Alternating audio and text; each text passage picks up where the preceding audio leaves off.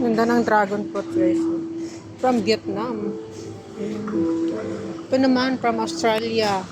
Ay, nako, mandarin. Ugoy. Ito naman is from Australia din guys. Yan ako. Ito.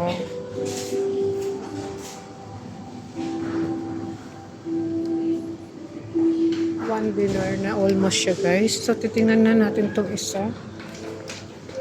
Ito oh. Ang mahal naman ito. Ang kaka-fruit. Ito yung kaka-fruit from Spain guys. So, mahal. Ito yung avocado from Mexico. Mahal ah. Doon na lang tayo sa dragon fruits guys. Ay mura-mura. Ito pala siyang kaka.